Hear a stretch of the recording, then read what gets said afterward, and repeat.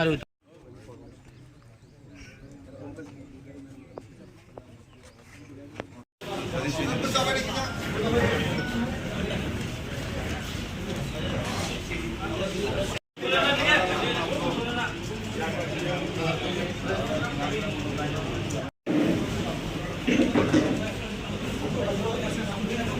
না, নির্বাচনের পরে বা নির্বাচনের আগে বা নির্বাচনের সময় যে সন্ত্রাস হয়, এটা গত কয়েক দশক ধরে কিন্তু এগুলো চলছে।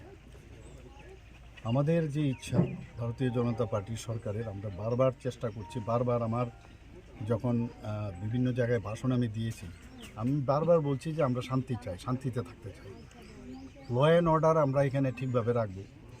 কিন্তু ইলেকশনের রেজাল্টে এমন একটা অবস্থা সৃষ্টি করে সবসময়, এটা যে গভর্নমেন্টই আসুক, মানে আমি দেখেছি এটা 70 দশক থেকে শুরু হয়েছে এবং 80 দশকও দেখলাম, 90 দশকে এখনও সে একই কায়দায়।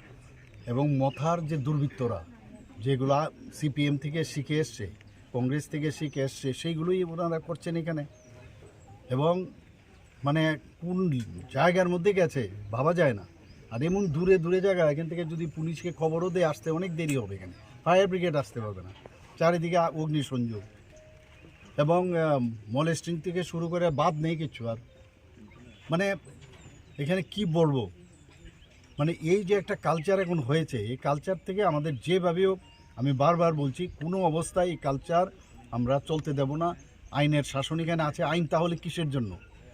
মানুষকে যদি প্রোটেকশনে না দিতে পারি আমরা, তাহলে কি করে হবে? এর জন্য আজকে আমি সব জায়গায় আমি যাচ্ছি। আমি ডিজিপি সাহেবকেও নিয়ে এসেছি, সিএস সাহেবকেও নিয়ে এসেছি, এখানে ডিএমও আছে। কারণ এমনিতে বাড়িতে অফিস থেকে বসে অনেক কিছু শোনা যায়, কিন্তু চাক্ষুষ দেখলে কিন্তু বিষয়টা কত গম্ভীর। এবং আজকেও মিটিং আছে সন্ধ্যা 6টার সময়, আমি দেখেছি সমস্ত মিনিস্টার এবং বিভিন্ন এজেন্সিস, ডিজিস, এবং কাউকে কিন্তু ছাড় দেওয়া হবে না, কাউকে ছাড় দেওয়া হবে না, এটা একদম আপনাকে বলছি। কারণ মানুষ চায় যে শান্তি, এবং শান্তি প্রতিষ্ঠিত করতেই হবে আমাদের, এইভাবে চলতে দেব না। ঠিক আছে।